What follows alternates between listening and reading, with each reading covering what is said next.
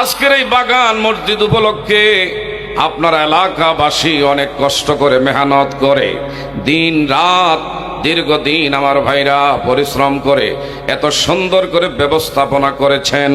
যদি আমরা দোকানের মধ্যে ভিড়ভাট্টা করি, শাস্টলের স্টলে খোঁজ গল্প করি, বন্ধু মহলে সময় নষ্ট করি, মোবাইলের ফেসবুকের মধ্যে স্ট্যাটাস মাইরা যদি সময় লস করি, তোমার আমার মতন হতবাগা, তোমার আমার মতন বোকা, তোমার আমার মতন আমার ভাইরা ফোরা কোফালদার আর কে হই নাই। কি বলেন বাবা, কথা ঠিক না ভাই? ঠিক। বাবা গভীর মনোযোগ। আমার আল্লাহ সুবহানাহু ওয়া তাআলা কোরআনুল কারীমের মধ্যে কত সুন্দর করে বলেন, ইন্নামাল মুমিনুনা আল্লাযীনা ইযা যুকিরাল্লাহু ওয়াজিলাত কুলুবুহুম ওয়া ইযা তুলিয়াত আলাইহিম আয়াতুহু যাদাতুহুম ঈমানা।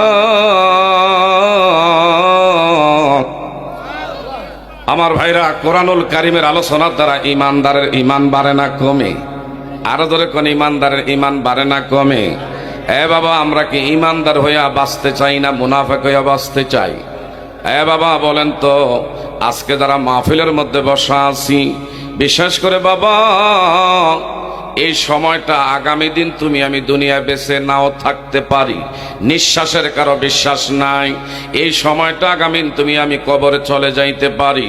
বাবা, গত বছরের মাহফিল থেকে এই বছরের মাহফিল পর্যন্ত যদি খেয়াল করেন, বহু লোক এলাকা ছেড়ে আশেপাশের গোরস্থানের মাটি বুকে নিয়ে এতিমের মতো, কাঙ্গালের মতো, ভিক্ষুকের মতো, জেলখানার কয়েদি যত অসহায় তার চেয়ে বেশি আমাদের ছেড়ে আশেপাশের লোকজন যারা গোরস্থানের মাটিতে শায়িত আছে। আমার ভাইরা,